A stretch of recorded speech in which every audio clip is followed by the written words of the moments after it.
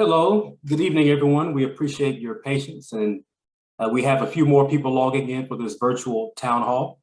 So thank you for being here, and good evening to everyone, and thank you for joining us for tonight's virtual town hall hosted by Congresswoman Ayanna Pressley and our special guest, State Representative John Santiago.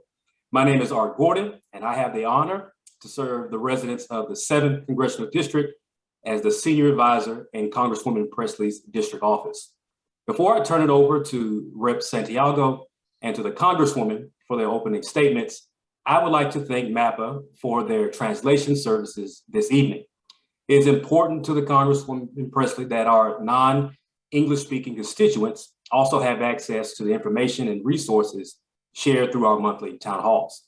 So I would like to turn it over to MAPA Translations for a short message on how to access Spanish translation during tonight's conversation.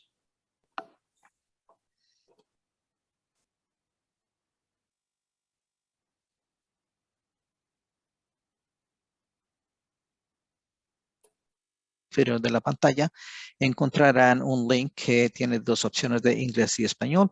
Estas personas que quieran escuchar la interpretación en español simplemente presionan la parte de español y estará definitivamente en el salón para la interpretación.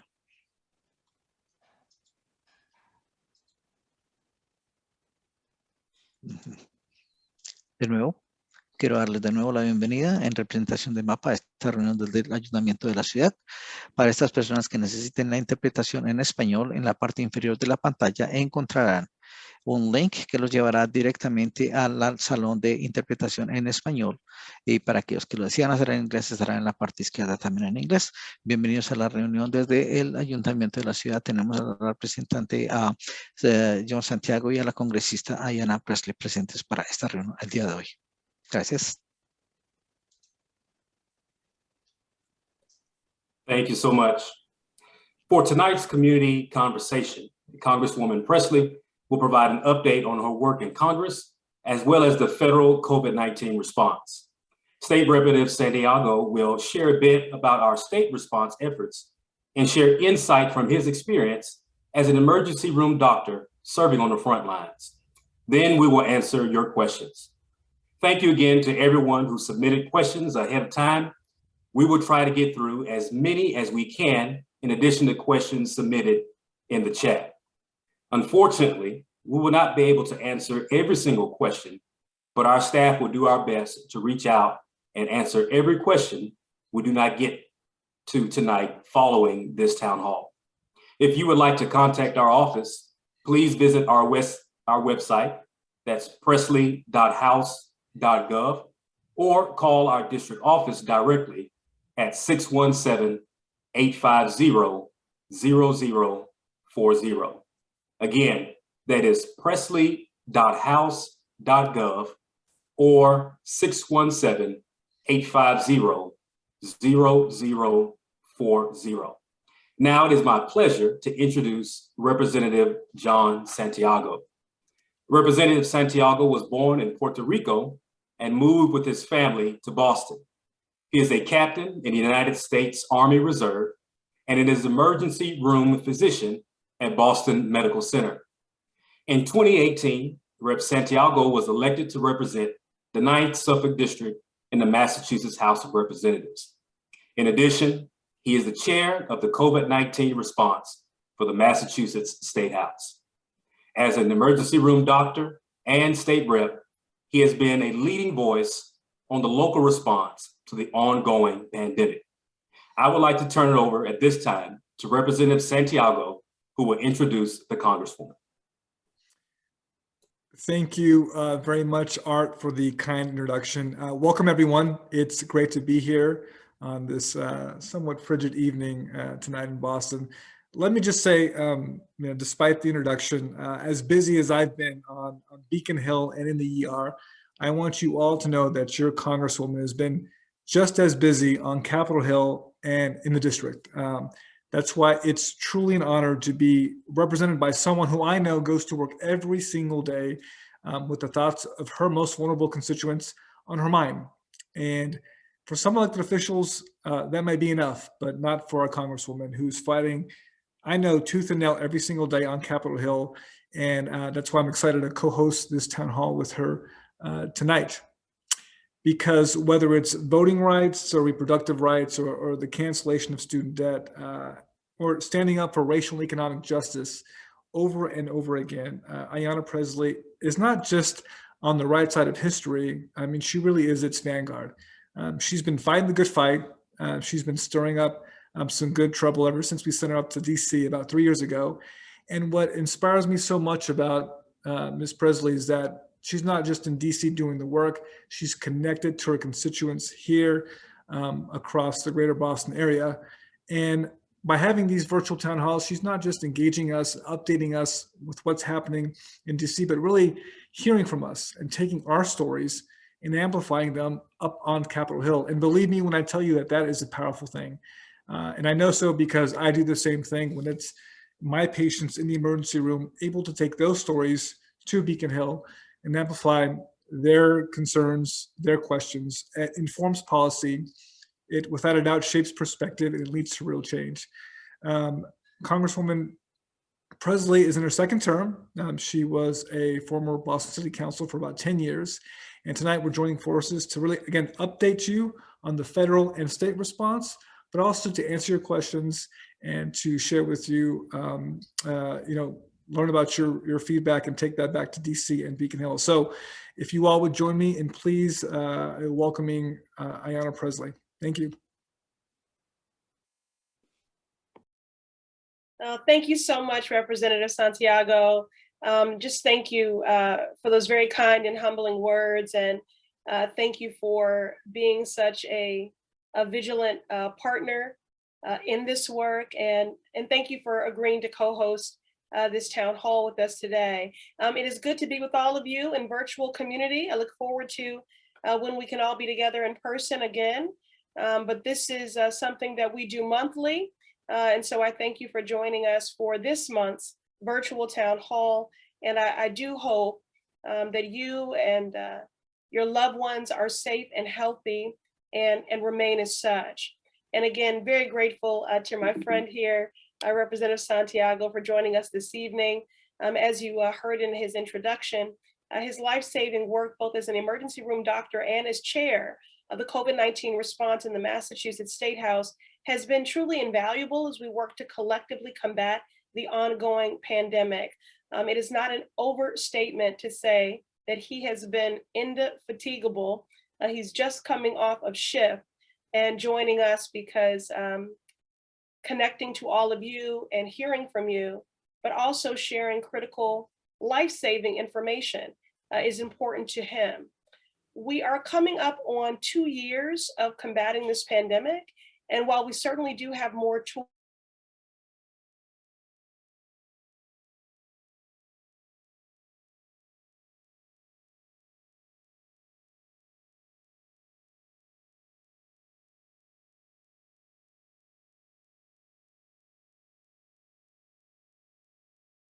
safe and healthy. As my congressional colleagues and I have worked to pass several relief packages, it has been my mission to ensure that our hardest hit communities receive the resources necessary and that we make the investments necessary to lay the groundwork for a more just and equitable long-term recovery. Whether we're tackling the housing crisis, protecting frontline workers, investing in the care economy, our child care and home-based care workers, to combating the student loan debt crises, our federal response efforts must continue to center the needs of our most vulnerable. And as I continue to fight in Washington, D.C., it is important to me and my team that we continue to hear directly from you, because as always, my work is informed first and foremost by those most impacted, by the lived experiences of the people of the Massachusetts 7th. It is so critical to have partners like Representative Santiago in the State House and in our municipal governments. It is going to require us at every level of government to ensure that we build an equitable recovery one that our communities deserve, and also to ensure that we are truly building back better. So I'm looking forward to an update from Representative Santiago on the progress that we are making at the state level. You all know, because you are fortunate enough to call it your home, the Massachusetts 7th is a vibrant, diverse, and dynamic district. And it is one of the most unequal in our country and the most unequal in our delegation. That was true well before COVID-19, and the pandemic has only worsened these inequities. And while we are making meaningful progress, we can and must do so much more. Less than a year ago, Congress drafted and passed President Biden's American Rescue Plan, delivering more than $5 billion to the Commonwealth of Massachusetts. These funds have helped to keep our neighbors housed and fed, provided a historic expansion of the child tax credit, which helped us lift more than 10,800 children out of poverty, right here in the Massachusetts 7th alone, and to cut childhood poverty across the nation in half. We were able to protect our workers, keep many small businesses afloat, and to strengthen our public health infrastructure, including our community health centers and mobile health clinics. We were able to secure commitments from Governor Baker to ensure that the hardest hit communities with the worst COVID outbreaks in Massachusetts, like Chelsea, Everett, Randolph, in my district, received immediate assistance. It is because of these investments and the tireless work of community-based organizations on the front lines, the Commonwealth boasts one of the highest vaccination rates in our country. And while this is notable progress, we must continue the work to reduce the disparities we see in vaccinations and boosters among our Black and Brown communities, and reduce barriers that people continue to face and access testing and high quality PPE. Now, I understand that there is pandemic fatigue. Folks are exhausted by the hardship the pandemic has wrought on our families, on our state of mind, on the state of our small businesses, and the economy. I get it. But as much as we may be finished with this pandemic is certainly not finished with us. That is why I'm calling for an additional federal COVID-19 package, because the recent surges brought on by the Omicron variant prove that we must continue to invest in our communities and make sure that we are prepared for the next variant. The reality of the situation is that every hospitalization and death from COVID-19 is preventable. I commend my colleagues in the Massachusetts legislature, including Representative Santiago, for recognizing this, and just last week advancing another COVID-19 relief package in the State House. But we must be aggressive at all levels of government, and Congress must follow suit. A future relief package must include further support for vaccinations and booster shots, especially for our young people who are becoming newly eligible. We must also make tests and high quality masks accessible and free for everyone, and not just on a one-time basis, but for the duration of the pandemic. We need to reinstate emergency paid leave for our workers, and we must replenish the pandemic relief for our restaurants and other small businesses.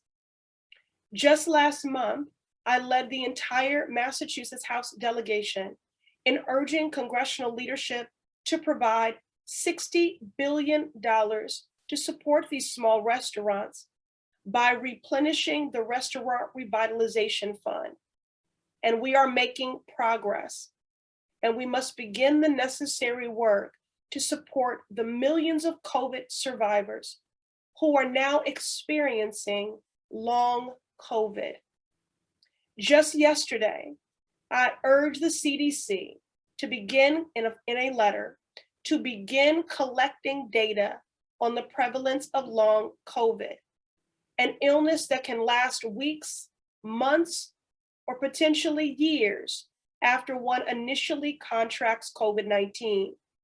We need this research to ensure no one gets left behind in our COVID response and recovery efforts. And while I do work with my colleagues in Congress, I am also pushing Governor Baker to listen to public health experts. Last month, in the midst of hospital bed shortages and strained ICUs, I called on Governor Baker to implement an indoor mask mandate and other life-saving measures to mitigate the spread of Omicron in our schools and communities. I was pleased to see that the administration heeded our calls by extending the mask mandate within school settings.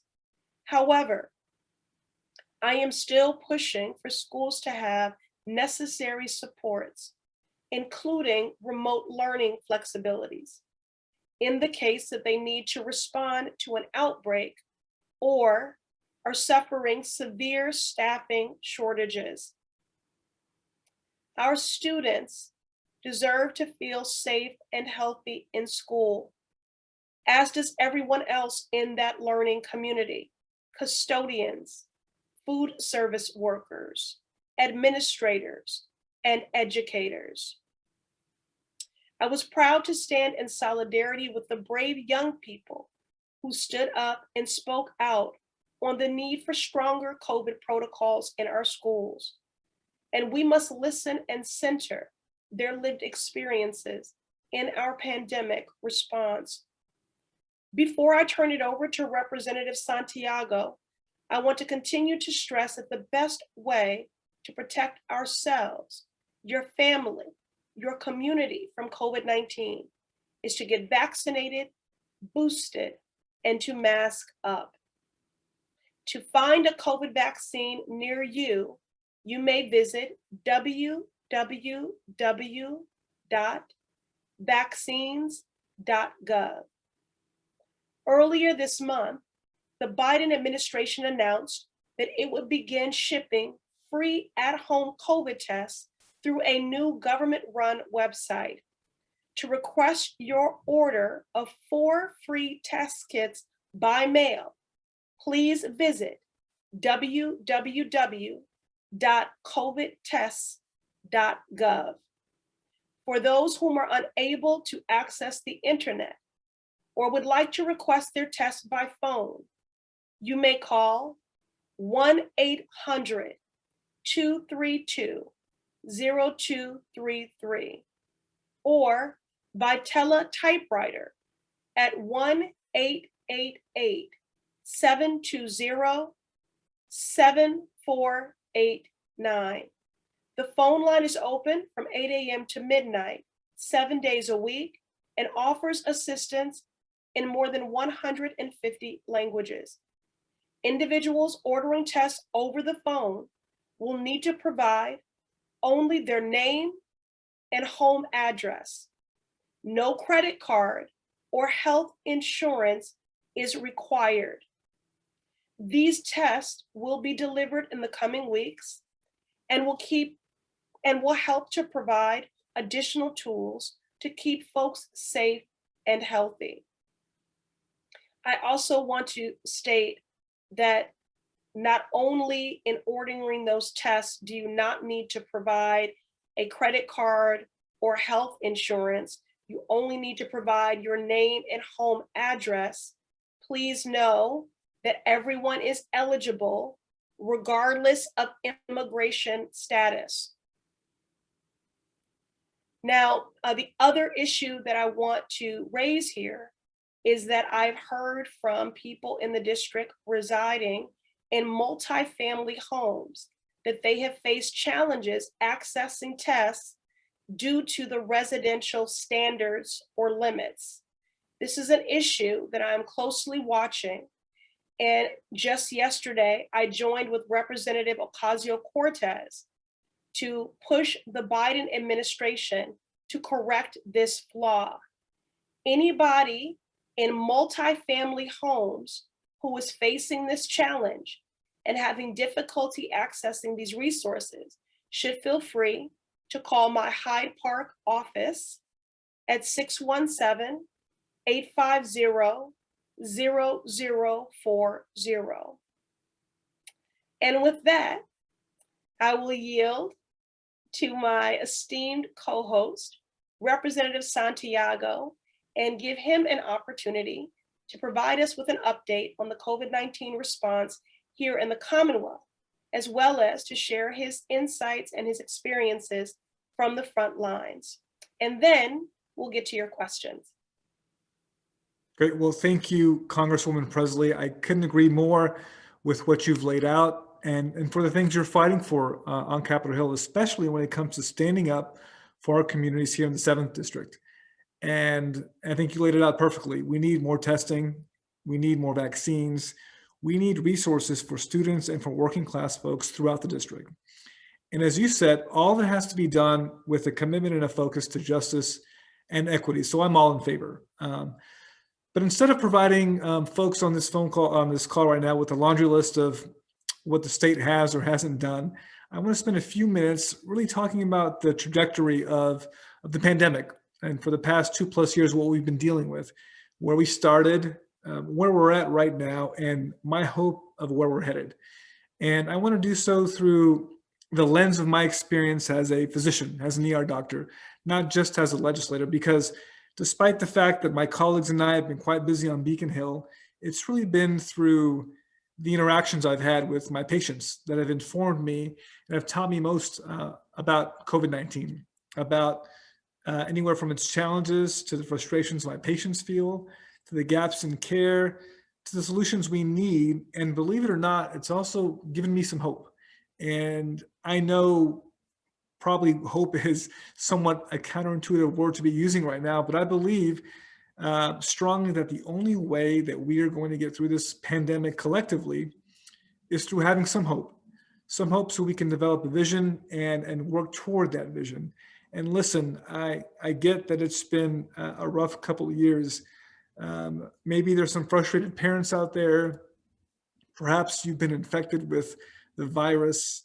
You may have lost someone, unfortunately, to the pandemic, or maybe you're just tired of wearing a mask and watching the news. But I can tell you, as someone who has been on the front lines during each one of the surges, who still works the overnight shift in a hospital that is at capacity almost, with a workforce that is almost burnt out, that we have to remain vigilant, and that we have to be hopeful right now in this current phase. And we ultimately have to learn how to live with the virus, because the truth is, it's not going away. But given the medical tools that we have right now, given the advocacy and the efforts from people like your Congresswoman that are focused on equity and justice, I really do think our better days are ahead. And I say this because you only have to look at where we've come from. I'm not sugarcoating anything, and let me be very clear. Things are quite challenging today. We have this pandemic that, as the Congresswoman stated, has exacerbated any and all disparities that we know of. But it's important to recognize where we've come from, because I remember those first few days in the ER, they were quite scary. Not only did we not know much about the virus, we had no idea how to treat patients. There were no vaccines. They were just a far-fetched dream. And the fact is that many of us, include all essential workers, those in and outside the hospital system, we're really risking our health and our lives to go to work. But I kept faith in the science and in the work and in the advocacy of people on this phone call, of the work of our Congresswoman, and that has given me hope. And I know that the scientific discovery process that we've witnessed for the past couple of years, it's been quite anxiety provoking, but it works. And I'll give you an example. Recall that early on in the pandemic, we were told as physicians to do several things: to intubate early, to not give steroids, and to trial a whole host of medications that didn't really add much of a benefit. And today things couldn't be any more different. You know, we intubate as a last resort. We give steroids as soon as someone's oxygen level goes down. You know, we have monoclonal antibodies and oral pills that can significantly reduce your level of disease and can prevent a severe COVID hospitalization and even death. And so from a clinical perspective, you know, we've made leaps and bounds in terms of how we treat COVID patients. And as a result, we've saved countless of lives. And I can tell you confidently that right now in medicine, we feel significantly more comfortable treating COVID-19 today than ever before. And that has a lot to do with the science, and especially the vaccine. As the Congresswoman said, you know, Massachusetts continues to lead the way when it comes to vaccination. We're up close to 80% fully vaccinated. Now, it's not a term that I like to use necessarily, but it paints a picture that almost 80% of the people in the Commonwealth have 2 shots if it was an mRNA vaccine. But, you know, despite the numbers sounding well and dandy, there are 2 caveats. One is the disparity that we're seeing. We still have a significant disparity when it comes to communities of color. And the second caveat is that of booster. You know, we're at about 45–50% of the population is boosted here in the Commonwealth. Now, I bring that up because we know from research that prior infection provides some immunity. The first shot, the second shot does as well, but it's really the booster that provides the most immunity against the Omicron variant. And it's the booster rates, particularly in communities of color, that you see the biggest disparity. So we got a lot of work to do when it comes to that. So it's something that I and my colleagues, and I know the Congresswoman, feel very strongly about is greater vaccine equity, particularly with respect to the booster. It's an issue that I'm pushing for and fighting for and really advocating to the Baker administration to do a better job. And they have responded by putting forth a COVID-19 vaccine equity initiative. They've already doled out $50 million to community-based organizations throughout the Commonwealth. And my hope is that we can put more in.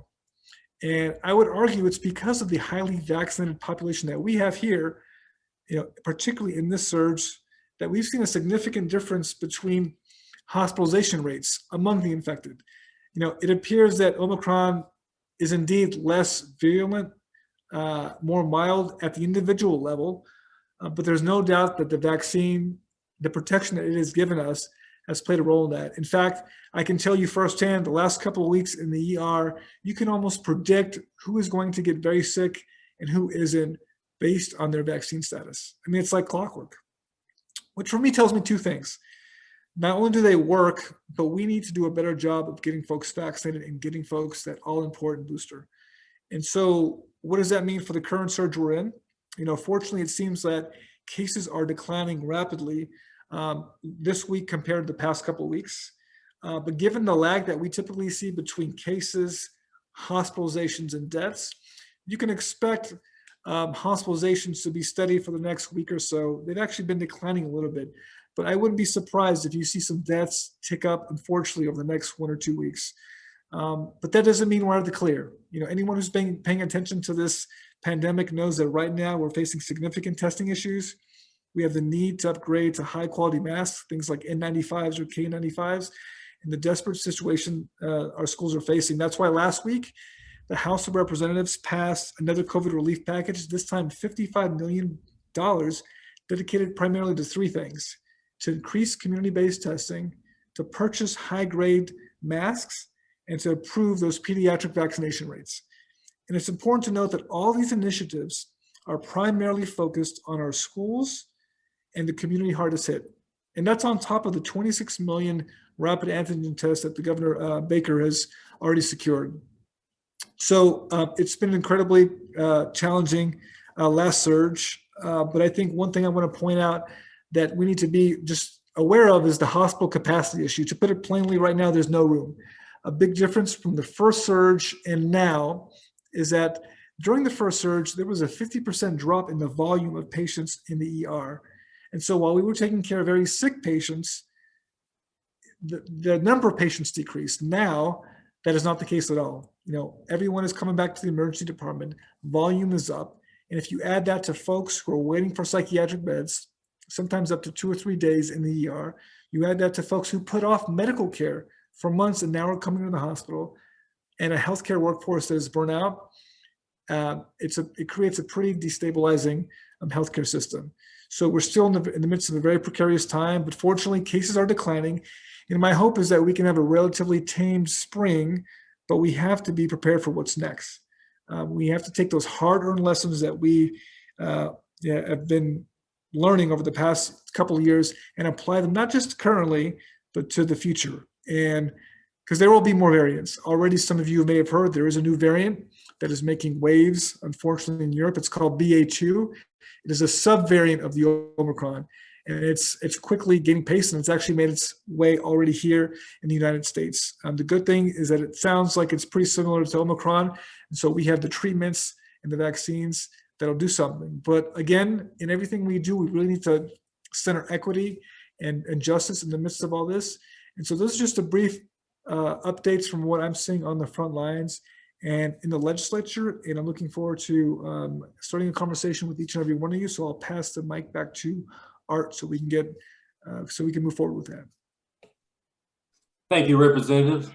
Again, I want to thank you and thank everyone for joining us for tonight, and to those that have pre-submitted questions for tonight's town hall. We will try to get through as many questions as we can tonight. So let's go ahead and jump in. Our first question comes from Mike from Somerville, who asks, what can be done to keep young children safe? There's no vaccine approved for my 4-year-old, and there isn't a clear timetable for when one will be available. Congresswoman, we can start with you on this question. All right, thank you, Art, and thank you again, Rep. Santiago, and we're gonna do our best to get in as many questions as possible, and I will certainly do my best to keep pace with that. For those of you who've been joining us from the beginning, I was talking a little bit more slowly earlier in wanting to accommodate our incredible MAPA translation services. So, but we're gonna do what we can to get in as many questions as possible. So Mike from Somerville, look, protecting our babies must remain our priority in our COVID response. With Omicron, we've seen more children than ever before hospitalized with COVID. And as of now, anyone above the age of 5 is eligible to receive a vaccine. The FDA will soon begin reviewing the safety and efficacy of vaccines for younger children, and I expect them to let rigorous scientific evidence really dictate that timeline. In the interim, the best ways to keep them safe is for everyone else to be vaccinated and to get their booster shots when eligible. And of course, also to wear a high quality mask that can help to prevent the spread of COVID-19. Representative Santiago, anything else that you'd like to add? I know that the funding at the State House and that recent package that you just referenced in terms of the top 3 priorities, that was one of the pillars there, which is to get more children vaccinated. No, I think, Congressman, I think you're absolutely right. I think there has been a significant uptick in cases and hospitalizations, but I would argue that some of the hospitalizations that are definitely rising, a lot of it is just the denominator. It's just how transmissible the Omicron variant is. And the good thing is that I was just looking at some of the data from about a day ago, and it's anywhere from 0.1 to 1.5% of cases, of pediatric cases, end up hospitalized. And that's a pretty low number. So on the whole, children do quite well, particularly if they're vaccinated. Now, again, as you said, Congresswoman, children under 5 aren't able to be vaccinated. There are currently trials underway. Unfortunately, some preliminary results from, I think, the Pfizer trial didn't suggest that providing vaccinations or boosters were incredibly helpful for children aged 2 to 4. So we're expecting in March for another batch of data to be released to see what happens. But in the meantime, as you said, it's important that we think of the unit, right? Who the children are associated with in the family, make sure the family is vaccinated, and just understanding what risk we're willing to put ourselves through and how tolerant we are, and that starts with assessing one's families, your risks for severe COVID, making sure you're wearing masks and vaccinated. But some work to do, and hopefully in the next couple of months we'll have a better idea in terms of vaccinations for children under 5. Thank you both.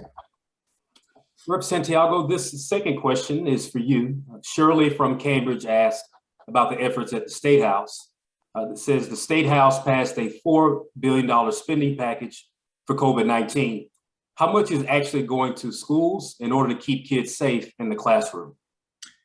That's a great question. Thank you, Art. First of all, I think we have to just thank the Congresswoman, because for her and her colleagues here in the Commonwealth and throughout the country, they were successful in passing an American Rescue Plan Act, ARPA. And the Commonwealth got about 8.7, we'll say about $9 billion. About 5 of that was distributed to the State House, and the other 4+ were to municipalities. So what the state did just recently, it took some of the ARPA money, about $2.5 billion, and it took some excess money that we had in our budget, about $1.5, and made this $4 billion package to really address some of the hardest hit communities and issues.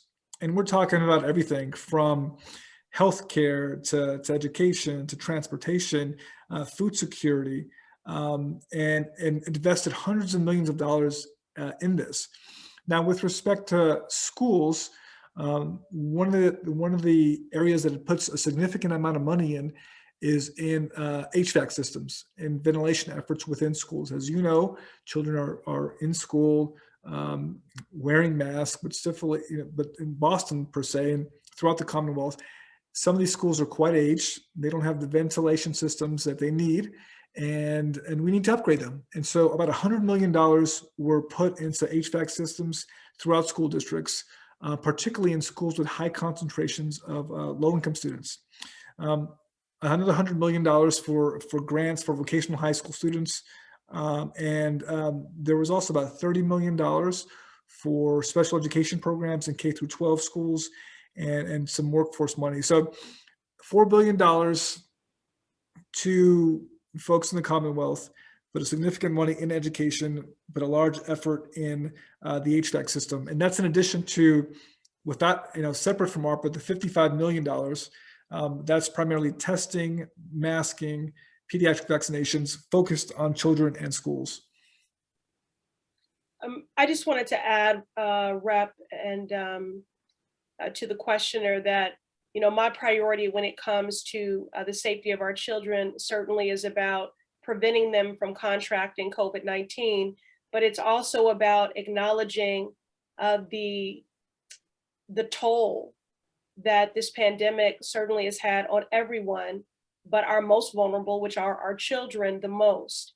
And so what I continue to advocate for is a trauma-informed recovery and pandemic response, and that with our children, that we are especially focused on making sure that they have access to mental health and behavioral health services.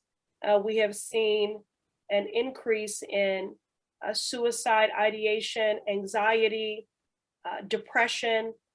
Of course, the best gift that we can give any child is a stable adult, but most adults are incredibly destabilized in this moment of unprecedented challenge for our Commonwealth. But I did just want to add that that is something that we are very aware of and that I am squarely focused on.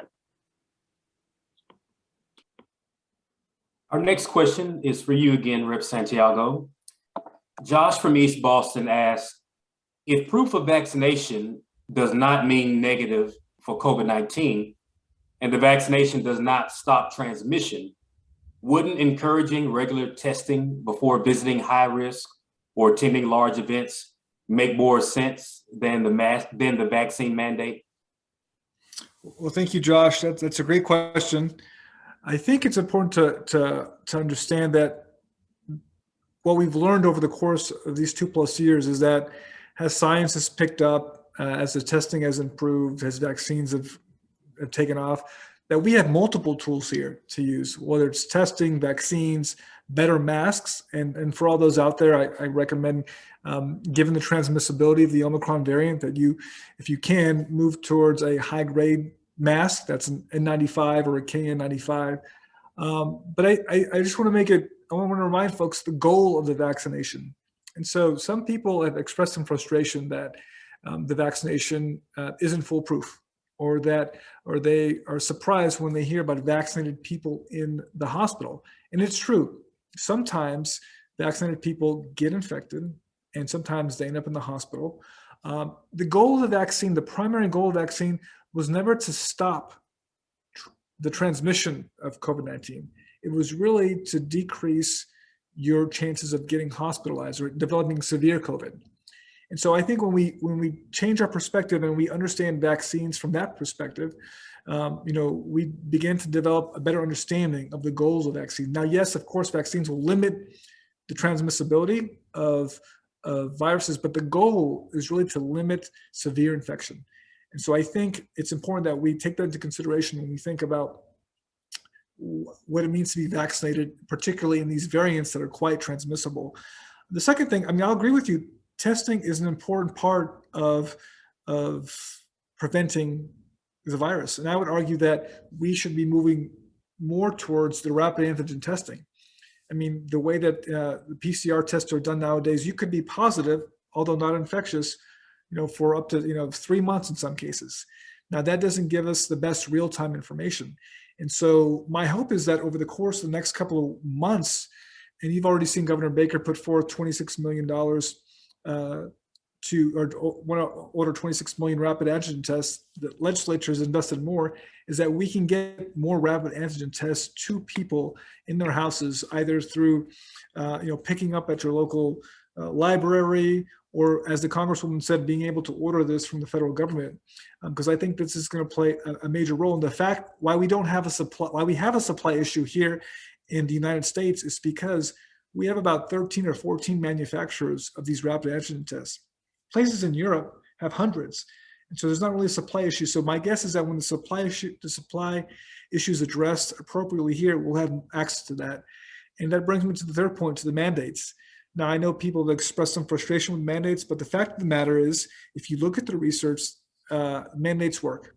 We've had mandates in state government, we've had mandates in city government, and if you look at evidence, whether it's the New York City public school system, certain hospital systems, even Delta, once a vaccine mandate is instituted, the rates shoot up. And in the setting where we're really at risk of developing severe disease from COVID-19, we need to be using the tools that we have available. That includes vaccines, that includes testing, and that includes those high quality masks.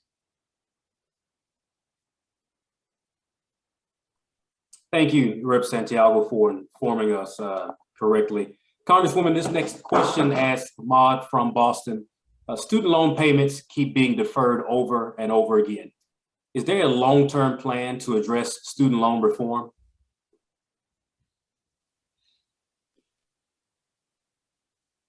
Thank you, Ahmed, for that question. This is a nearly $2 trillion crisis, and myself, Senator Warren, and Leader Schumer, working with other advocates in this space, pushed the administration for this pause on student loan payments, and we're grateful that they heeded our calls and have been responsive. But we are quickly approaching the deadline for this most recent pause. And so we continue to call for President Biden to use the authority given to him by Congress through the Higher Education Act to take executive action with the stroke of a pen and to cancel $50,000 worth of student loan, broad-based student loan debt. This is affecting people from every walk of life. And we know that 45 million folks are struggling under the weight of this nearly $2 trillion crisis. So a student debt cancellation by executive action is the most direct and impactful way that President Biden can provide sweeping relief for millions of borrowers and their families. In Massachusetts alone, there are some 855,000 federal borrowers. And we know that with the student loan payment pause, the two that we fought for and were able to see go into effect, it has been really impactful for families to be able to use that money for other things. And President Biden does not need the cooperation of Joe Manchin or Kirsten Sinema or anybody in Congress to get this done. So this is why we've continued to make the case and to underscore that the president does have the legal authority, the same authority that was used to pause student loan payments can be used to cancel this debt. And we also need to clearly get to the root causes of the student debt crisis. And so in this instance, it's not or, it's and. So we have to address the skyrocketing cost of college. We have to invest in higher education as the public good that it is. That means tuition-free community college. That means doubling the Pell Grants. That means investing in our historically Black colleges and universities and other minority-serving institutions. So this is just canceling student debt is one part of a larger puzzle, but we know what the solutions are, and we should put them into effect, because this is, again, a great burden for so many families. I have 76-year-olds in my district still paying student loan debt. I have parents still paying student loan debt and now paying their children's student loan debt. We see millennials and Gen Z. This is informing the decisions they make about career choice, whether or not to start or to grow a family, to purchase a home, to start a business. So this $2 trillion crisis is a great and heavy burden, and it's impacting the promise of this Commonwealth and certainly our country. So we'll continue to, I think we're closer than we've ever been before. Momentum is on our side. And so I think canceling a student debt is within our reach. Thank you, Congresswoman. We're going to take a question from the live chat. This one is from Janet, and this question is for you, Rep. Santiago. Is there evidence that the booster could lose its effectiveness over time? I mean, the short answer is yes. I mean, this is why we have boosters, because whether it's tetanus or whether it's hepatitis or whether it's the yearly flu vaccine, the immunity wanes, right? And the challenge is how do we communicate that to the public when the science is still evolving? And that's what the challenge is. And so that's why you're seeing a movement from fully vaccinated, that term being used, to one that is, is your vaccine series up to date? For example, I get the flu shot once a year. By the way, the flu shot's about 50% effective, the regular flu shot. So I have to get it every year. And my guess is that moving forward, that we are going to have to, if it's yearly or depending on what the vaccine series per the research states. But yes, typically as you get your shots, your immunity will begin to wane. And it's about determining, based on the research, how long you have. But again, the studies show that right now with the Omicron variant, your booster shot, if you have it, if you don't, you should get it, provides you the best protection right now, vis-a-vis the first shot or the second shot.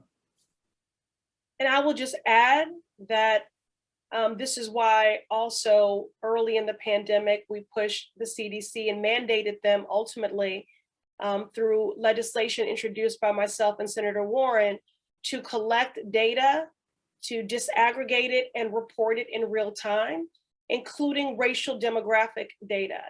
At the beginning of the pandemic, the CDC was only collecting age and gender.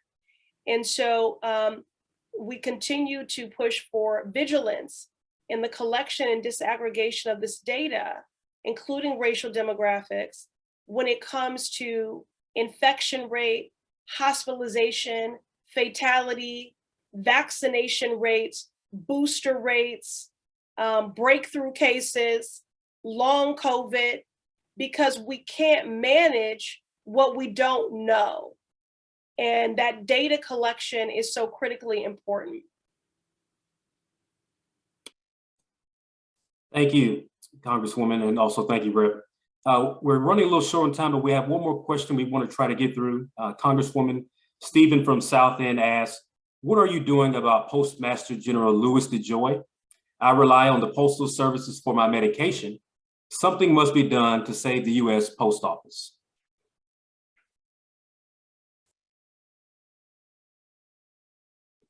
Uh, 2 years in, you think I don't unmute myself. Stephen, thank you so much for that question. Some of you may recall that when Louis DeJoy came before the Oversight Committee, of which I am a member, I told him to his face that he is unfit to lead the United States Postal Service. I meant it then, and I still do. It is critical that the Board of Governors remove and replace the Postmaster General with someone who respects the more than 600,000 essential workers and supports a timely mail program that won't leave paychecks or life-saving medication behind. Now, President Biden did answer my call to nominate new members to the Board of Governors, and it is time for the Senate to quickly confirm and to seat them. A new Board of Governors will be able to finally hold Louis DeJoy accountable for his attacks on the Postal Service. Thank you, Congresswoman. We're just at a few minutes tonight. So at this time, Congresswoman, we'll simply turn it back over to you for any final remarks. Well, again, I want to thank everyone for your participation in our monthly virtual town hall. Again, we thank you for the pre-submitted questions, and we did our best to get through as many of them as possible. There are so many good ones.